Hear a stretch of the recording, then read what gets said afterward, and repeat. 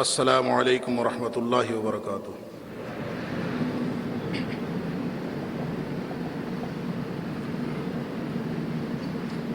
الحمد للہ نحمده ونستعینه ونستغفره ونؤمن به ونتوکل علیہ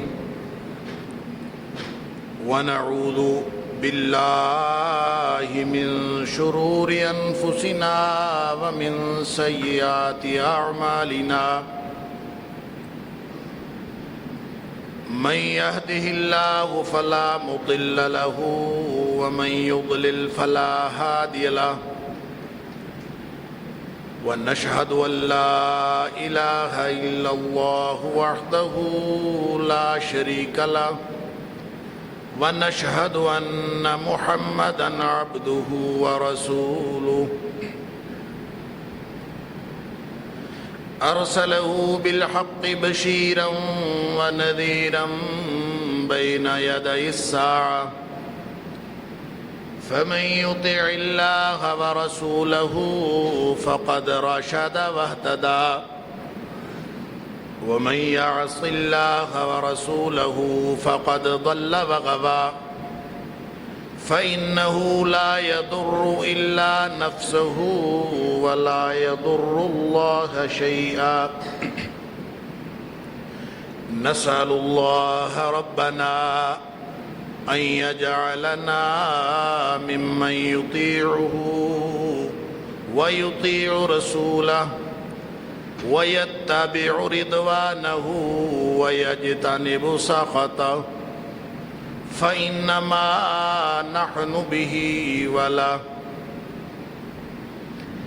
أما بعد فإن خير الحديث كتاب الله، وخير الهدي هدي محمد صلى الله عليه وآله وسلم، وشر الأمور محدثاتها، وكل محدثة بدعة، وكل بدعة ضلالة، وكل ضلالة في النار. فأعوذ بالله السميع العليم من الشيطان الرجيم من همزه ونفخه ونفثه. بسم الله الرحمن الرحيم. يا أيها الذين آمنوا قوا أنفسكم وأهليكم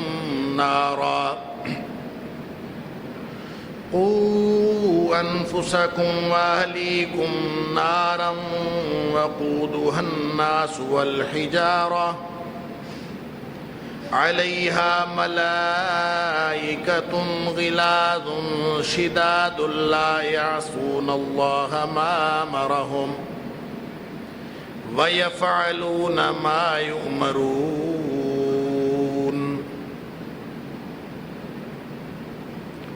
اے ایمان کا دعویٰ کرنے والو، خود بھی بچ جاؤ اور اپنے اہل و عیال کو بھی بچا لو اس آگ سے جس کا ایندھن بنیں گے لوگ اور پتھر. اس آگ کے اوپر بڑے ہی سخت گیر اور سخت دل والے اور زور آور فرشتے مقرر ہیں جو اللہ کے حکم کی سرے منہ نافرمانی نہیں کرتے. وَيَفْعَلُونَ مَا يُؤْمَرُونَ، اور وہ کرتے ہیں جس کا ان کو حکم دیا جاتا ہے. صدق اللہ العظیم. والدین کی ذمہ داریوں کے حوالے سے ہماری گفتگو کا سلسلہ جاری ہے، اور اللہ کی توفیق سے کتاب و سنت سے ہم رہنمائی حاصل کر رہے ہیں.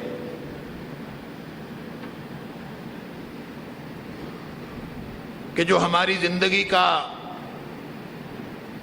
الٹیمیٹ اور بالکل آخری نتیجہ نکلنے والا ہے کوئی ایسا طریقہ ہو جائے، کوئی ایسی سبیل بن جائے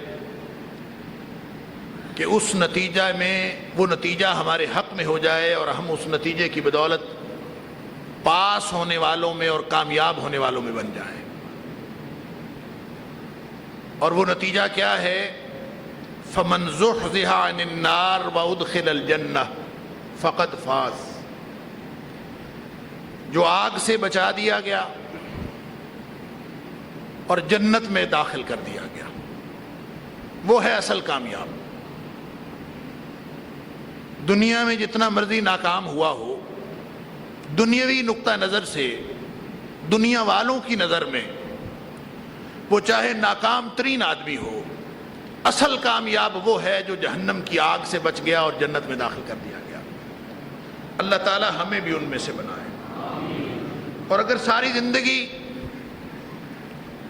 لوگوں کی نظر میں بھی اچھا رہا، خود بھی سمجھتا رہا کہ میرے سے اچھا کوئی کام نہیں کر رہا، تو آخرت میں جا کے پتہ چلا کہ ساری زندگی کی محنت ہی ضائع ہو گئی۔ اللہ اکبر۔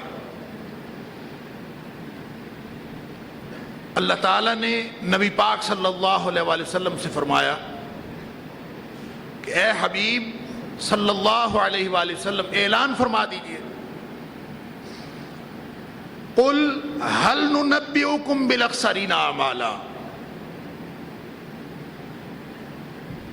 کہ آپ کو میں خبر دوں ان لوگوں کے بارے میں جو اعمال کے اعتبار سے اصلاً گھاٹا پانے والے لوگ ہیں۔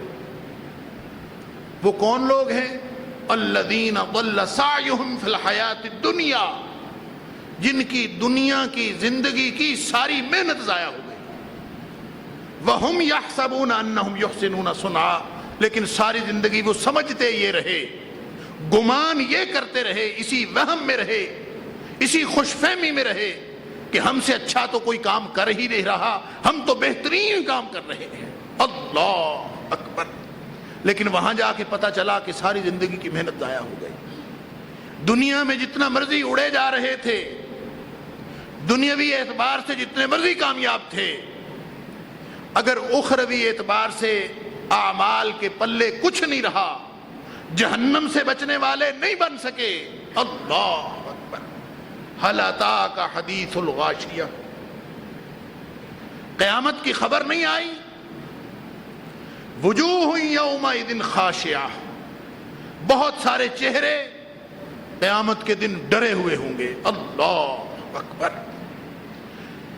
ڈرے اس لیے نہیں ہوں گے کہ دنیا میں کوئی محنت نہیں کی، اس لیے نہیں کہ کچھ کیا نہیں، عاملۃ ناصبہ، ساری زندگی محنت کر کر کے تھکے ہوئے ہوں گے، تھکاوٹ کے آثار، کر کر کے محنت ساری زندگی گزار دی۔ تصلا نارا حامیہ، فرمایا ساری محنت کے باوجود وہ جہنم میں پھینک دیے جائیں۔ تو اصل نتیجہ تو یہی ہے۔ اللہ کرے کہ اللہ ہم سب کو ان کامیاب لوگوں میں بنائے جو جہنم سے بچنے والے لوگ ہیں، جنت میں جانے والے لوگ ہیں۔ تو نتیجہ کیا نکلا؟ یعنی اس دن کے نتیجے کو ملحوظ رکھ کے، اس رزلٹ کو ملحوظ رکھ کے اگر زندگی کی محنت ہوگی تو انشاءاللہ امید ہے کہ اللہ کامیابی عطا فرما دے۔ جس دن رزلٹ ملنا ہے، اللہ تعالیٰ فرماتے ہیں کہ جن کو رزلٹ ملے گا نا، جو پاس ہوں گے، کامیاب ہوں گے، ان کو دائیں ہاتھ میں رزلٹ دیا جائے گا۔ اللہ اکبر۔ اور جب ان کو دائیں ہاتھ میں اعمال نامہ ملا، رزلٹ کارڈ ملا، تو ساری دنیا کو دکھاتے پھریں گے، ہاؤ اقرؤ کتابیہ، لوگوں میرا رزلٹ کارڈ دیکھو آ کے۔ اللہ، میرا رزلٹ کارڈ دیکھو، مجھے نتیجہ مل گیا۔ لیکن یہ ملا کیسے؟ وہاں پہ ایک بات کرے گا، دائیں ہاتھ میں اعمال نامہ جس کو دیا گیا وہ ایک بات کرے گا، انی ظننت انی ملاق حسابیہ، مجھے دنیا میں لمحہ لمحہ دن رات خلوت جلوت میں ہر وقت مجھے یقین تھا کہ ایک دن میرا حساب ہونے والا ہے. انی ظننت انی ملاق حسابیہ، مجھے اسی رزلٹ کارڈ کی توقع تھی. ساری زندگی کی میری محنت وہ اسی رزلٹ کو ٹھیک کرنے میں گزر گئی.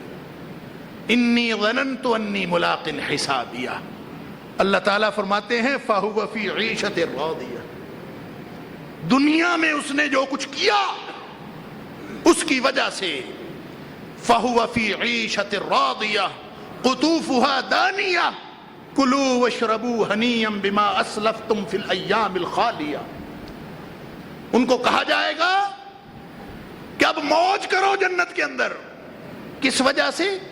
بِمَا أَسْلَفْتُمْ فِي الْأَيَّامِ الْخَالِيَةِ. زندگی جب گزاری تھی تو زندگی کی ٹیمپٹیشنز تمہیں بھی تنگ کرتی تھیں.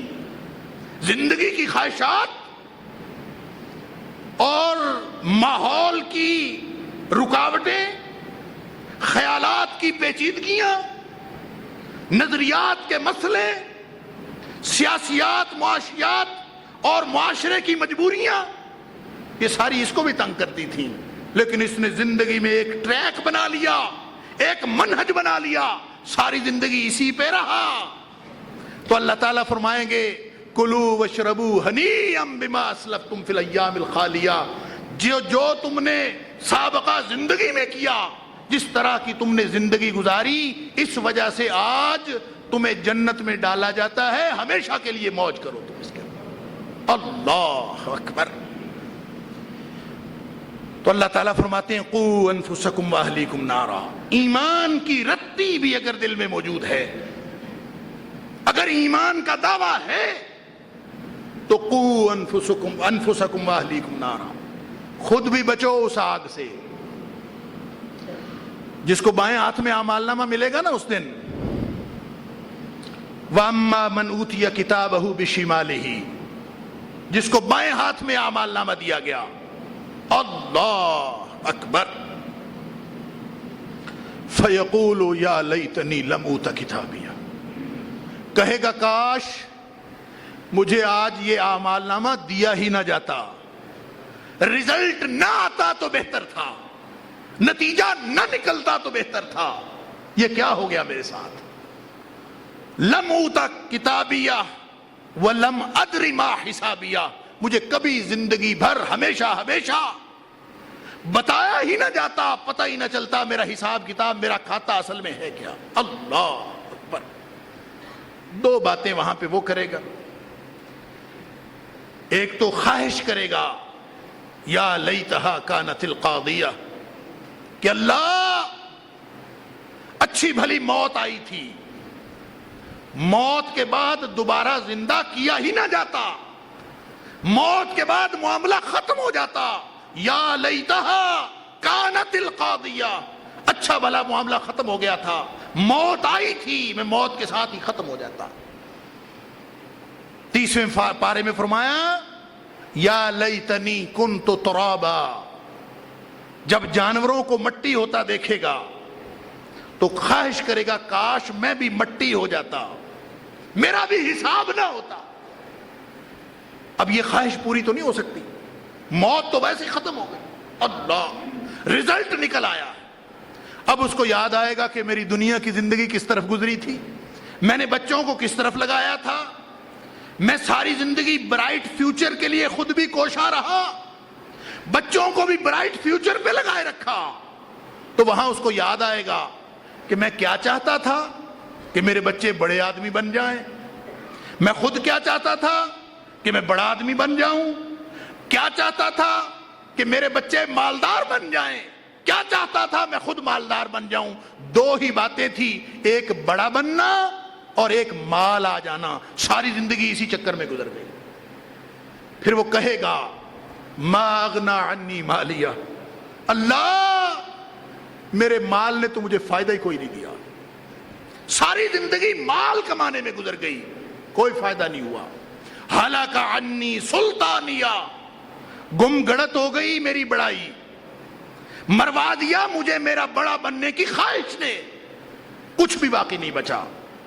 یہ زندگی کا منہج اللہ کریم آج یاد کروا رہے ہیں کہ اگر تمہارے دل میں ایمان ہے، اگر اللہ پر، اللہ کے نبی پر اور یوم آخرت پر ایمان رکھتے ہو تو قو انفسکم واہلیکم نارا، اگر یقین موجود ہے تو آج سے اس رزلٹ کی تیاری کر لو تاکہ اللہ ہم سب کو جہنم سے بچا کے جنت میں جانے والا بنا دے۔ تو والدین کی ذمہ داریوں کے حوالے سے خود بھی بچنا ہے، اپنی اولادوں کو بھی بچانا۔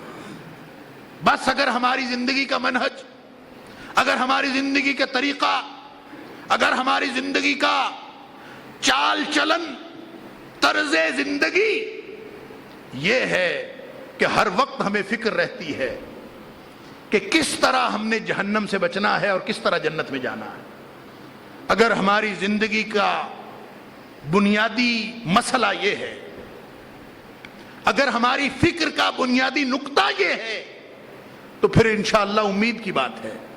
اس کا مطلب ہے ہم اپنے دعوی ایمان میں سچے ہیں، ہماری فکر درست سمت پہ چل رہی ہے، ہمارا رخ ٹھیک ہے، تو پھر انشاءاللہ امید کی جا سکتی ہے کہ ہم بھی بچ جائیں گے، ہماری اولادیں بھی بچ جائیں گی۔ اور اگر یہ راستہ ابھی ٹھیک نہ کیا، اللہ، تو وہاں جا کے بچنے کی کوئی امید نہیں۔ اوپر فرشتے کون مقرر ہیں؟ علیہا ملائکۃ غلاظ شداد۔ ایک تو دل اتنے سخت ہیں ان کے کہ ان کو رحم نہیں آتا، رحم والی بات کوئی نہیں، اللہ نے بنایا ہی ایسا۔ اور اوپر سے زور آور اتنے ہیں کہ ویسے چھٹکارا ممکن نہیں، دونوں صورتوں میں۔ اور تیسری بات یہ کہ اللہ کے حکم کی نافرمانی ان میں یہ عنصر ہی نہیں رکھا گیا، ان کے اندر طاقت ہی نہیں ہے، لا یعصون اللہ ما امرہم۔ تو اس کا مطلب ہے کہ اگر رزلٹ غلط آ گیا تو بچنے کا کوئی راستہ نہیں ہے۔ انسان تو وہاں خواہش کرے گا، مجرم خواہش تو کرے گا۔ سورہ معارج میں فرمایا یود المجرم لو یفتدی من عذاب یومئذ ببنیہ۔ اللہ اکبر۔ جن اولادوں کے لیے جن کا پیٹ پالنے کا بہانہ بنا کر اس نے اپنی زندگی تباہ و برباد کی، وہاں خواہش کرے گا کہ کاش میری اولاد کو پکڑ لیا جائے، میں بچ جاؤں۔ یود المجرم لو یفتدی من عذاب یومئذ ببنیہ، میری اولاد پکڑی جائے، میرے بیٹے پکڑے جائیں، میں بچ جاؤں۔ یود المجرم، مجرم خواہش کرے گا، خواہش پوری تو نہیں ہونی۔ یود المجرم لو یفتدی من عذاب یومئذ ببنیہ وصاحبتہ واخیہ وفصیلتہ التی تؤویہ۔ اللہ میری بیوی کو پکڑ لے اور مجھے چھوڑ دے، بیوی پکڑی جائے، بھائی پکڑے جائیں، اولاد لے لی جائے، بھائی پکڑ لیے جائیں، بیوی پکڑ لی جائے، وفصیلتہ التی تؤویہ، سارا خاندان پکڑ لیا جائے پر میں بچ جاؤں۔ اللہ۔ اور ایک معنی ہے میری ماں پکڑ لی جائے لیکن میں بچ جاؤں، خواہش کرے گا۔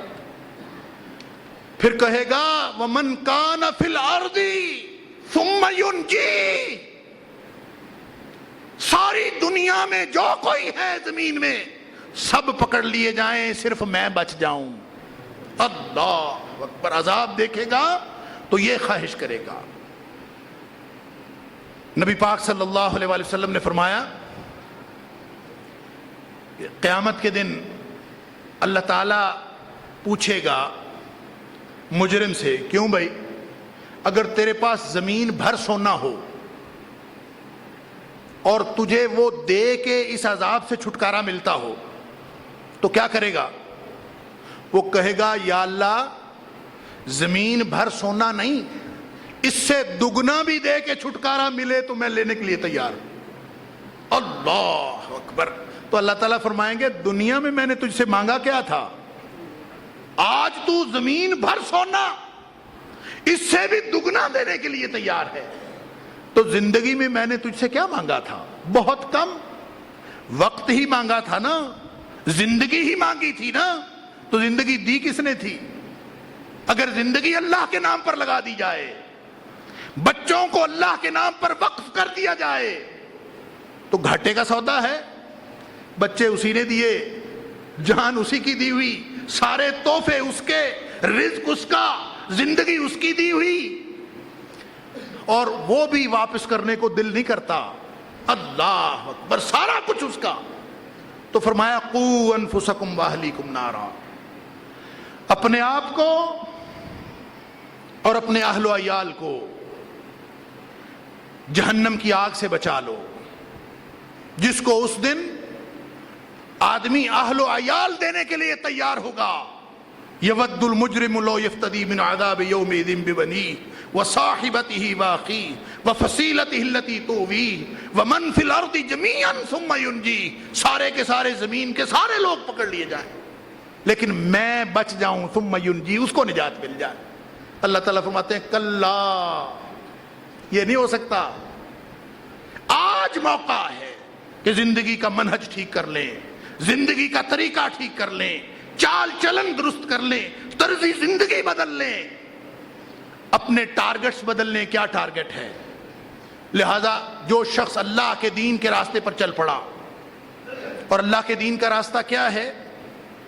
وہ یہ نہیں ہے کہ دنیا چھوڑ دیں، ترک دنیا نہیں ہے، اسی دنیا میں رہنا ہے، لیکن اسی دنیا میں رہ کے زندگی اس طرح گزارنی ہے جیسا نبی کریم صلی اللہ علیہ وسلم نے زندگی گزارنے کا طریقہ بتایا۔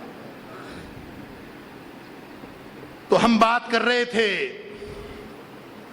والدین کی ذمہ داریوں کی، کہ بچپن سے بچے کو اگر اس ٹریک پہ لگائیں گے، کون سا ٹریک، کون سا راستہ؟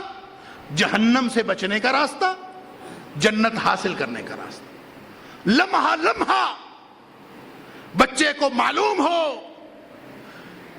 کہ میں نے اگر کوئی غلط کام کیا تو یہ جہنم کا راستہ ہے، اور میں نے ایک بھی صحیح کام کیا تو یہ جنت کا راستہ ہے۔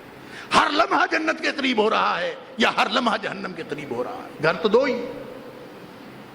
نبی پاک صلی اللہ علیہ وآلہ وسلم نے فرمایا بچپن میں، ابھی بچہ پیدا ہوا ہے، نومولود ہے، تو کان میں اذان دے کے زندگی کا مقصد اسی وقت سمجھا دینا ہے کہ تیری زندگی کیا ہے۔ زندگی صرف وہ ہے جو اللہ کی غلامی میں گزرے، کان میں اذان دے کے پہلے دن سمجھا دینا۔ اس دن سے زندگی شروع ہوئی، چلتے چلتے ہم یہاں تک پہنچے تھے کہ والدین کا فرض ہے اور بچے کا حق ہے کہ والدین بچے سے پیار کریں۔ کتنا پیار؟ اب پیار حقیقتاً ہوتا ہے، ہر ایک کو ہوتا، یہ فطری رشتے ہیں نا، غیر مشروط رشتے ہیں، ان رشتوں کی کوئی شرط نہیں ہے، اس رشتے کے درمیان میں کوئی گیپ نہیں۔ اللہ نے باپ بنا دیا جس کو بنا دیا، اللہ نے اولاد دے دی جو دے دی۔ مشروط رشتے ختم کیے جا سکتے ہیں، جو اولاد کا اور والدین کا رشتہ ہے یہ تو ختم نہیں ہو سکتا۔ مر جائے تو بھی جس کا بیٹا ہے، جس کی بیٹی ہے، اسی کی رہے گی۔ ماں باپ ختم ہو جائیں یہ رشتہ ختم نہیں ہوتا، یہ رشتہ وہ ہے جو ختم ہونے والا ہے ہی نہیں۔ اللہ اکبر، میاں بیوی کا رشتہ مشروط رشتہ ہے، نکاح ہوا رشتہ بن گیا، نکاح ختم ہو گیا رشتہ ختم ہو گیا۔ ماں باپ کا رشتہ، اللہ، کوئی شرط نہیں درمیان، کسی نے نہیں بنایا، اللہ نے بنایا، لہذا ٹوٹ سکتا ہی نہیں۔ اور پیار تو ہوگا فطری طور پر، جو فطری رشتے ہیں سب سے زیادہ نتھرا ہوا اور پیور پیار انہی رشتوں میں ہوتا ہے جو فطری رشتے ہوتے ہیں۔ اللہ اکبر، لہذا پیار تو ہوگا، لیکن پیار کتنا کرنا ہے؟ میں نے عرض کیا تھا کہ انتہا درجے کا پیار کرنا ہے۔ نبی پاک صلی اللہ علیہ وسلم کی یہی سنت ہے کہ بچوں کو پیار کرو، انتہا درجے کا پیار کرو، اور یہ پیار بچے کا حق ہے۔ فطری طور پر جو پیار ہے وہ تو ہے، لیکن اس لیے پیار کرنا ہے کہ نبی کریم صلی اللہ علیہ وسلم کی سنت ہے اور بچے کا حق ہے۔ اس لیے پیار کرنا ہے. جب اس طرح پیار کریں گے اپنی تسکین بھی ہوگی، ساتھ اللہ بھی راضی ہوگا. اپنی تسکین بھی ہوگی. اولاد کو پیار کرنا، کون بدبخت ہے جس کا دل نہیں کرتا؟ ہر ایک کا دل کرتا ہے، لیکن اس لیے کرنا ہے کہ نبی پاک صلی اللہ علیہ وسلم، یہ اسلام کا حسن ہے، اسلام کی خوبصورتی ہے. فطرت اللہ التی فطر الناس علیہا، دین وہی فطرت، اسی فطرت کا تقاضا کرتا ہے جو فطرت عین انسانوں کی بنائی ہے. جس فطرت پہ انسانوں کو بنایا ہے اسی کا تقاضا کرتا ہے، غیر فطری بات کا تقاضا دین نہیں کرتا. لہذا پیار کرو. اور اس کے ساتھ ساتھ جو بچوں کا حق بچپنے کی عمر میں، خاص طور پر ابھی بچہ سیکھنے سکھانے کی عمر کو نہیں پہنچا، ابھی اس کے کھیل کے دن ہیں.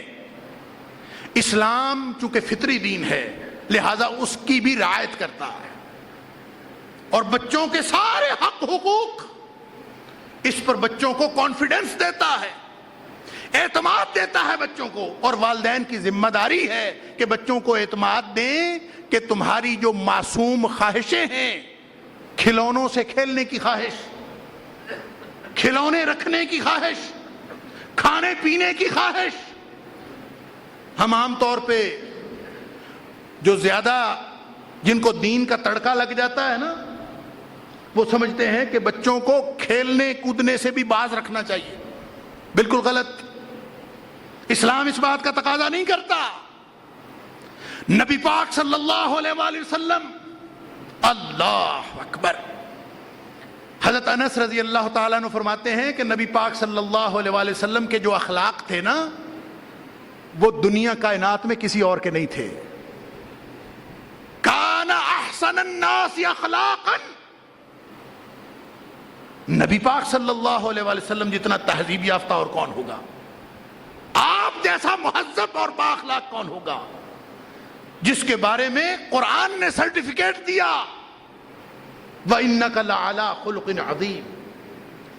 اللہ کے رسول صلی اللہ علیہ وآلہ وسلم، آپ کو اللہ نے اتنے عظیم اخلاق دیے ہیں کہ جو کائنات میں کسی اور کو نہیں دیے. اب نبی پاک صلی اللہ علیہ وسلم بچوں کے ساتھ کھیلتے ہیں، خود بچوں کے کھیل کا خیال رکھتے ہیں، حتیٰ کہ نماز کے دوران حسنین کریمین آ کے اوپر چڑھ جاتے ہیں، نبی پاک صلی اللہ علیہ وسلم سجدہ لمبا فرما دیتے ہیں، حسن حسین کو نہیں روکتے. ان کا حق ہے، بچے کو کانفیڈنس دیں، اعتماد دیں کہ تمہارا حق ہے.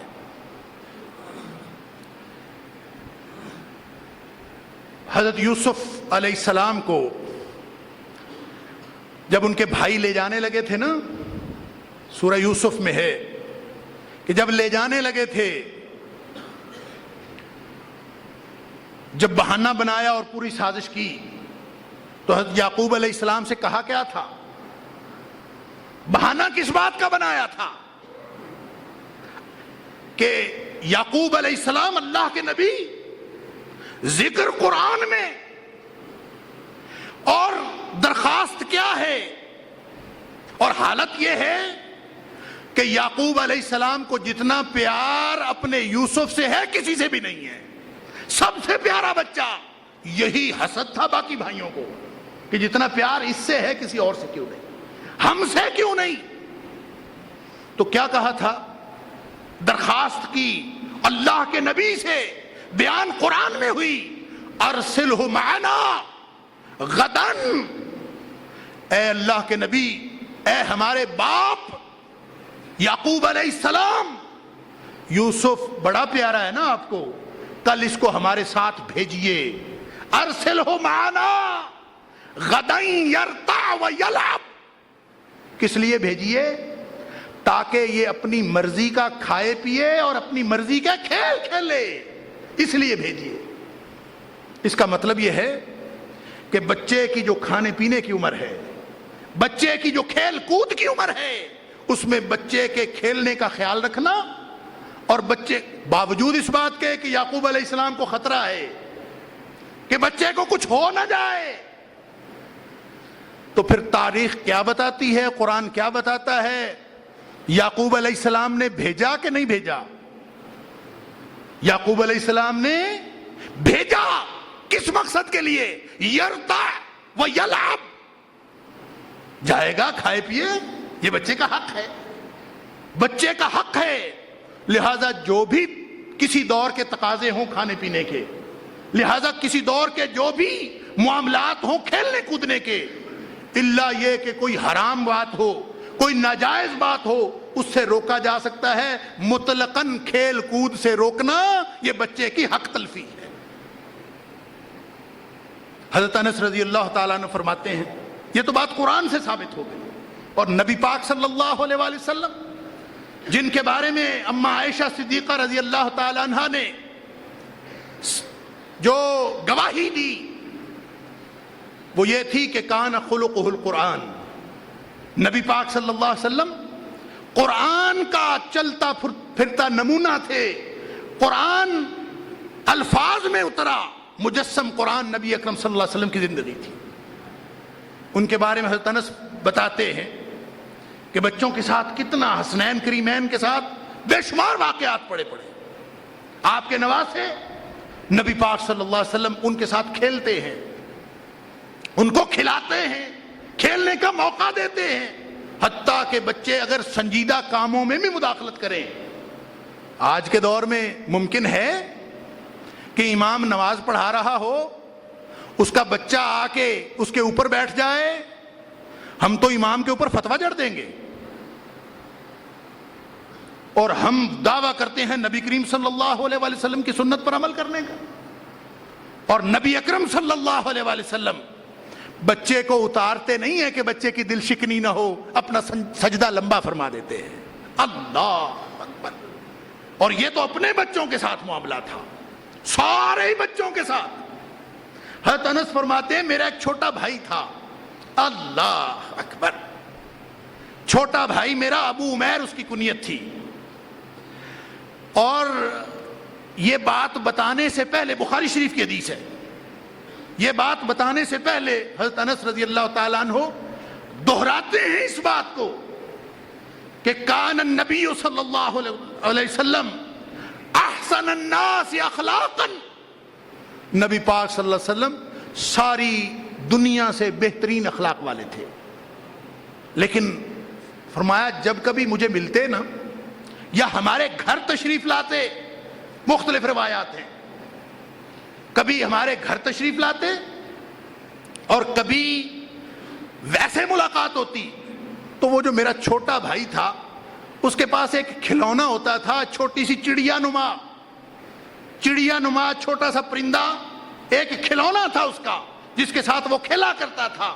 خود بتاتے ہیں نوغرن کان یلعب بہ، میرے بھائی کے پاس ایک چھوٹا سا پرندہ تھا، اس کے ساتھ وہ کھیلا کرتا تھا، گویا اس کا کھلونا تھا۔ اور نبی پاک صلی اللہ علیہ وسلم جب کبھی ملتے اس سے پوچھتے یا ابا عمیر ما فعل النغیر، او تیرے کھلونے کا کیا حال ہے؟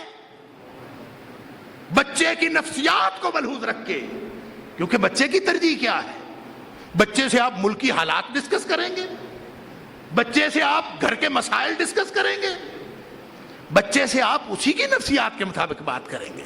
تو حضرت انس فرماتے ہیں کہ میں نے نبی کریم صلی اللہ علیہ وسلم جیسا با اخلاق آدمی دنیا کائنات میں نہیں دیکھا، لیکن کرتے کیا تھے؟ انتہائی سنجیدہ ماحول ہوتا۔ اس کی وضاحت آئی ہے اسی حدیث کے اندر، یہ مسلم شریف کے اندر بھی ہے، بخاری شریف کے اندر بھی ہے، متفق علیہ روایت، کہ حضرت انس فرماتے ہیں کہ بعض اوقات نماز کا وقت ہو جاتا، نبی پاک صلی اللہ علیہ وسلم باوضو ہوتے اور ہمیں آپ حکم فرماتے کہ چٹائی بچھاؤ، صفیں بناؤ تاکہ نماز پڑھی جائے، اور نبی پاک صلی اللہ علیہ وسلم آگے امامت کرواتے، ہم سب پیچھے صفیں بنا لیتے، نبی پاک صلی اللہ علیہ وسلم جماعت کرواتے۔ لیکن اس حالت میں بھی ملاقات ہوتی جب ابو عمیر سے ملاقات ہوتی تو اس سے یہ ضرور پوچھتے کہ بتا تیرے کھلونے کا کیا حال ہے۔ پوری سنجیدگی، پورا دین، پوری طہارت، پوری پاکیزگی، لیکن بچے کا جو حق ہے وہ یہ ہے کہ اس کے ساتھ باقاعدہ اس کے مسائل شیئر کیے جائیں۔ بلکہ ایک حدیث میں مسند احمد کی روایت میں آتا ہے کہ جب وہ بچہ، وہ چڑیا تھی نا اس کی، جو اس کے بارے میں پوچھتے رہتے ہمیشہ جب کبھی ملتے، یا ابا عمیر ما فعل النغیر، بتا تو صحیح کیا حال ہے تیرے اس کھلونے کا، تیرے پرندے کا، تیری چھوٹی چڑیا کا کیا حال ہے؟ اندازہ فرمائیے کہ نبی پاک صلی اللہ علیہ وسلم کو اس چڑیا سے دلچسپی تھی، اس کھلونے سے دلچسپی تھی؟ نہیں، ابو عمیر کی نفسیات سے دلچسپی تھی۔ یہ بچہ ہے، اس کی کھیلنے کودنے کی عمر ہے، آپ جب اس کی دلچسپی کی بات اس سے کریں گے بچے کو خوشی ہوگی، بچہ اطمینان محسوس کرے گا۔ یہی نفسیات ہیں، یہی حق ہے بچے کا۔ اللہ اکبر!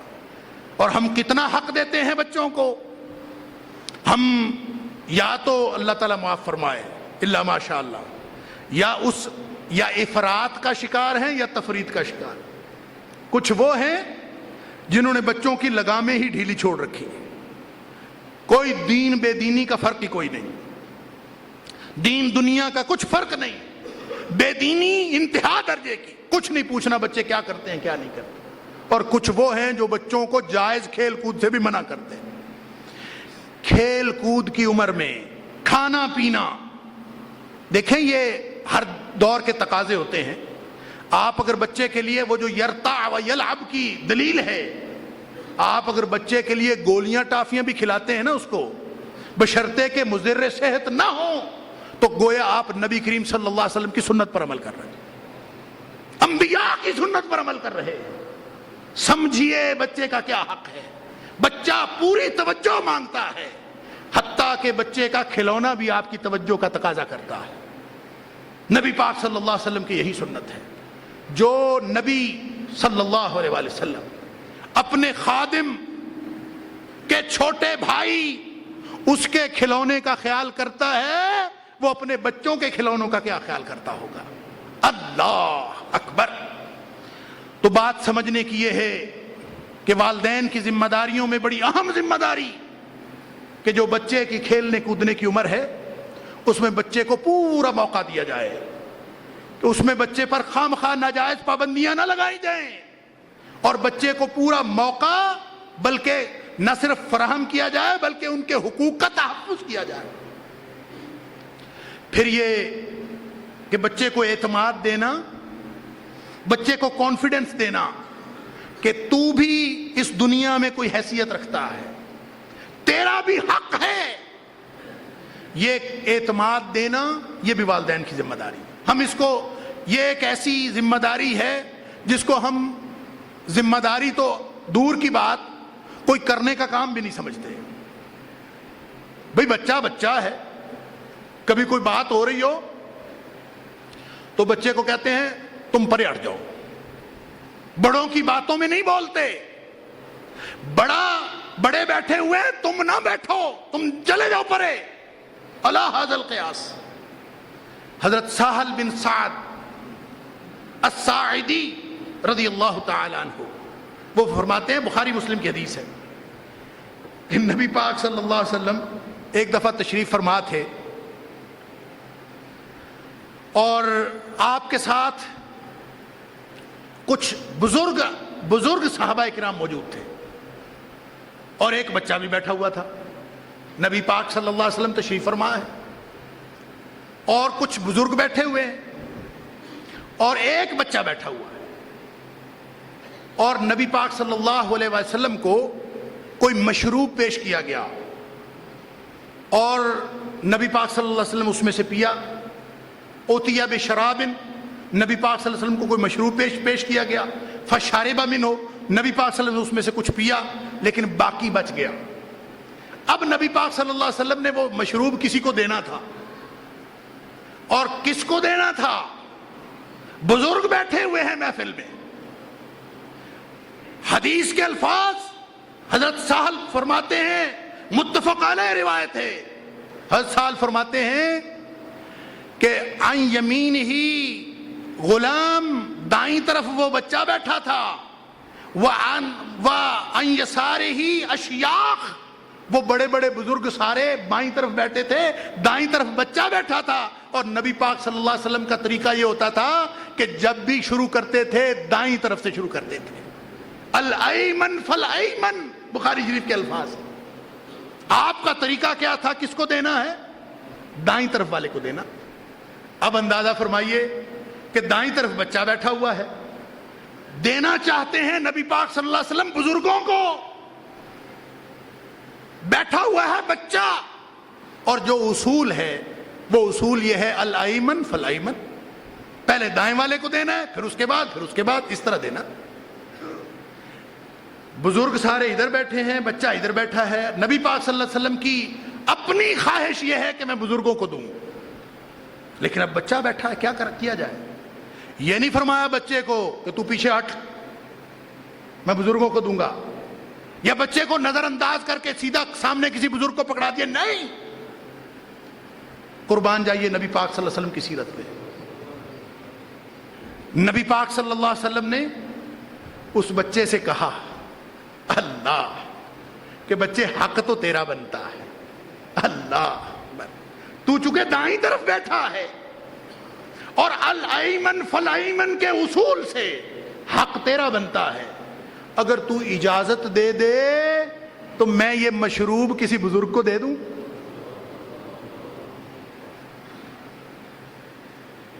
یہ بات نہیں ہے, بہت بڑی بات ہے. وہ بچہ اعتماد کے اعتبار سے کہاں ہوگا جو اتنا غیر معروف بچہ ہے کہ سہل بن سعد نے اس روایت میں اس بچے کا نام بھی ذکر نہیں کیا, لیکن فرمایا کہ نبی پاک صلی اللہ علیہ وسلم نے اس کو نظر انداز نہیں فرمایا, بلکہ اس کو بتایا یا غلام, او بچے حق تیرا ہے, اتاذن لی ان اعطی ہؤلاء, تو بچے مجھے اجازت دے دے تاکہ یہ میں مشروب کسی بزرگ کو پلا سکوں. کیا تو دیتا ہے اجازت؟ سرور کائنات صلی اللہ علیہ وسلم بچے سے پوچھ رہے ہیں کہ بچہ تو اجازت دے دے, اور وہ جلیل القدر صحابہ کرام بیٹھے ہوں گے یقیناً. اشیاخ, وہ شیوخ کون ہوں گے؟ وہ ابو بکر صدیق رضی اللہ تعالیٰ ہوں گے, وہ عمر فاروق رضی اللہ تعالیٰ عنہ ہوں گے, وہ عثمان غنی رضی اللہ تعالیٰ عنہ یا علی مرتضی رضی اللہ تعالیٰ عنہ ہوں گے. جلیل القدر اشیاخ بیٹھے ہیں. نبی پاک صلی اللہ علیہ وسلم بچے کو کہتے ہیں اتاذن لی, اور بچے تو اجازت اگر دے دے ان اعطی ہؤلاء کہ یہ میں مشروب ان میں سے کسی کو دے دوں. اب وہ بچہ جس کو اعتماد دیا نبی اکرم صلی اللہ علیہ وسلم نے, وہ آگے سے کہتا ہے لا یا رسول اللہ صلی اللہ علیہ وسلم. آپ بچوں کو اعتماد دیں, ان کا حق ہے. وہ کہتا ہے اللہ کے رسول نہیں دوں گا, لا یا رسول اللہ صلی اللہ علیہ وسلم. کیوں؟ لا اوثر بنصیبی منک احدا, سرور کائنات, مصطفیٰ کائنات, مصطفیٰ جل جلال, اللہ کے نبی تاجدار انبیاء سے حصہ مل رہا ہو اور میں چھوڑ دوں, یہ کیسے ہو سکتا ہے؟ لا اوثر بنصیبی منک احدا, اللہ کے رسول میں نے کوئی نہیں دینا, آپ سے حصہ مل رہا ہے, آپ کا بچا ہوا مشروب پینے کی سعادت حاصل ہو رہی ہے, حق میرا ہے, کسی بزرگ کو نہیں دوں گا. نبی پاک صلی اللہ علیہ وسلم کی خواہش کے باوجود آپ دینا چاہتے تھے, بچہ نہیں مانا. اللہ اکبر. حضرت سہل فرماتے ہیں فطلہ رسول اللہ صلی اللہ علیہ وسلم فی یدہ, نبی پاک صلی اللہ علیہ وسلم نے وہ پیالہ اس کے ہاتھ میں پکڑا دیا, یہ لے پی. اللہ تعالی ہمیں بھی نبی پاک صلی اللہ علیہ وسلم کے اخلاق اپنانے کی توفیق عطا فرمائے. وآخر دعوانا الحمدللہ رب العالمین.